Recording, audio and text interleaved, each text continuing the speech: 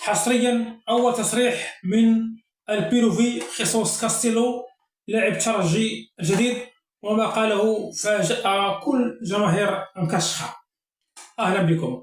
قبل ما نشاهدوا كل تصريح لهذا اللاعب هذا الجديد، فنبغي نحيي الجماهير اللي كتتابعنا من كل الدول العربية بخصوص تونس.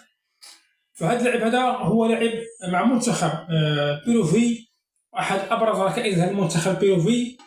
ولما جاء الندوة الصحفية سألته صحفية القناة الوطنية التونسية الأولى وكيف ترى الترجي التونسي، قال: أنا هنا في أكبر فريق في أفريقيا، أنا سعيد لتمثيل فريق الترجي، وأنا مسرور أنني نلعب في وجهة جديدة بالدوري التونسي.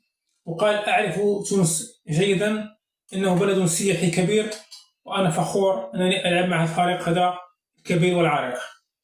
هذا اللاعب هذا فهو لاعب ممتاز وغيعطي إضافة لا شك للترجي التونسي في المباريات المقبلة.